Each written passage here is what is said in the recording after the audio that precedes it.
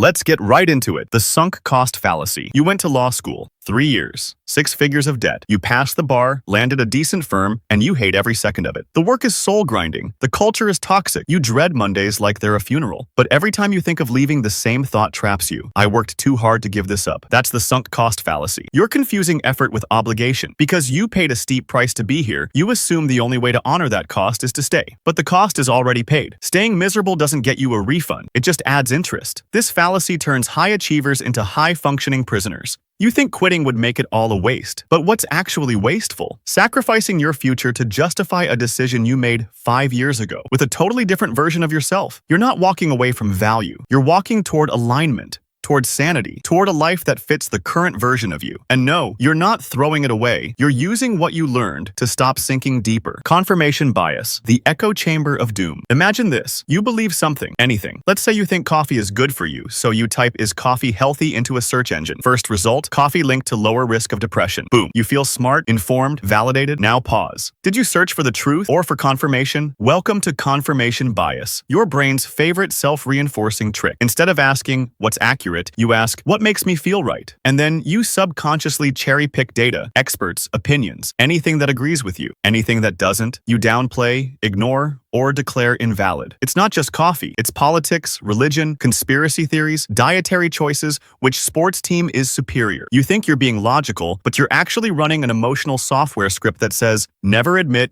you might be wrong." This is how we build echo chambers. Tiny worlds made of identical thoughts bouncing off the walls. And the more you hear the same opinion repeated, the more true it feels. But repetition isn't proof. Consensus isn't accuracy. If you want clarity, do something radical. Actively seek out opposing views. Ask yourself how you'd know if you were wrong. Truth isn't comfortable. That's how you know it's real. Learned helplessness. Picture a dog in a cage. Every time it tries to escape, it gets shocked. Eventually, it just lies down. No more trying. Even if the door swings open, the dog stays put. That's learned helplessness. Now imagine you. You fail at something. Once, twice, maybe 3 times. Rejected job applications, awkward first dates, goals that flop. At some point, you stop trying. Not because you can't succeed, but because failure taught you to stop believing in the possibility. You tell yourself, "I'm just not good at this." You confuse temporary pain with permanent truth. Learned helplessness doesn't mean you are powerless. It means you feel powerless. And those feelings become bars in a cage that doesn't even exist anymore. The worst part? You might not even notice you've given up. You just start living smaller. But there's a way out. It starts with testing the lock. Do the thing one more time. Apply again. Say what you meant to say. Try badly and try loud. Fail forward. Because once you realize the shocks have stopped, you stop being the dog. And you start being the person who leaves the cage and never looks back. And yes, the door was open the whole time. The gambler's fallacy. You're at the roulette table. The ball's landed on red 5 times in a row. People are buzzing. Black has to be next.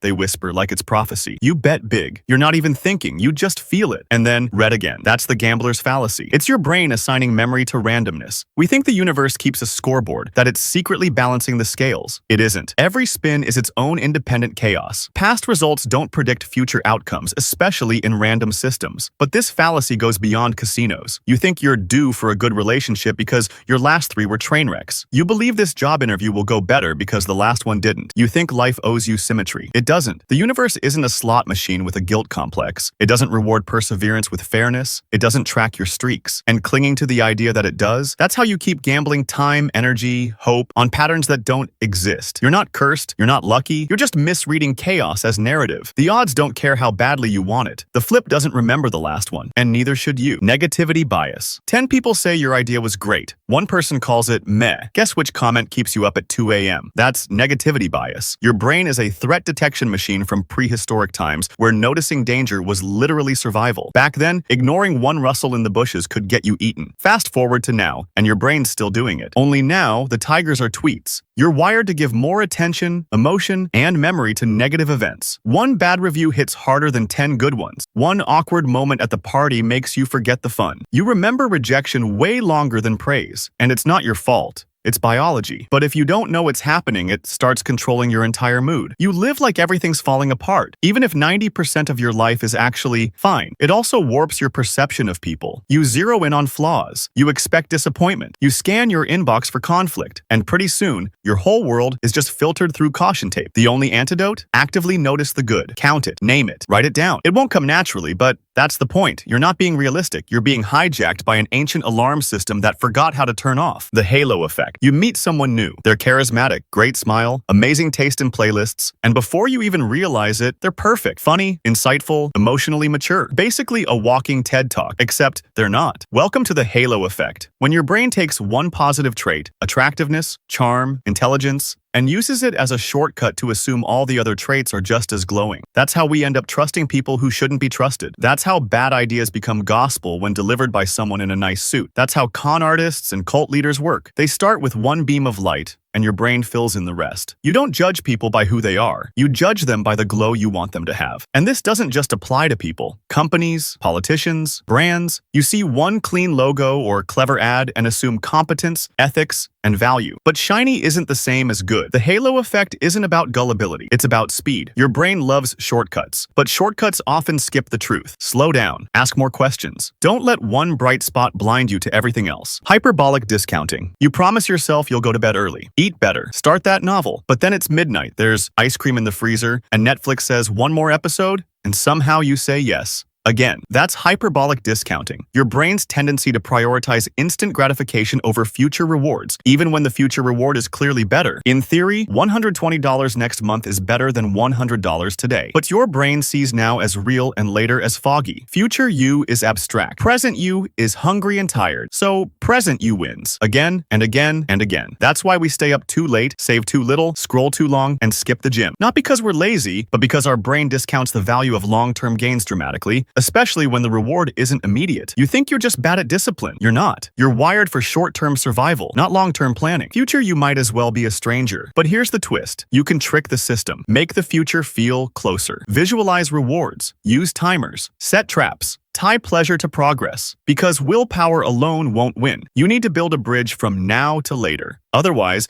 you'll keep trading gold for gum. And finally, number 1, cognitive dissonance. You call yourself a good person. You also just ghosted someone who trusted you. And now, somewhere between your ribcage and your pride, there's an itch you can't scratch. That's cognitive dissonance. It's the mental tension that sparks when your actions and your identity don't match. Your brain hates contradiction, so it rushes to resolve the discomfort. Not by changing your behavior, but by rewriting your story. You tell yourself, they were too clingy anyway, or I'm just bad at texting. You morph from ghoster to justified escape artist in record time. And just like that, the dissonance quiets. For now. But it's not just relationships. You believe in honesty, but you lie at work. You see yourself as rational, but you rage buy crypto because your friend did. You think you're above gossip, then you forward the screenshot. Dissonance everywhere. The truth? Everyone does this. What matters is whether you notice, whether you stop and ask, do my actions reflect who I actually want to be? Or am I just storytelling my way into comfort? You don't have to be perfect, but you do have to be awake, especially when your brain is busy rewriting the plot. If you found this video helpful, a like and subscribe is always appreciated. Also comment if you want a part 2.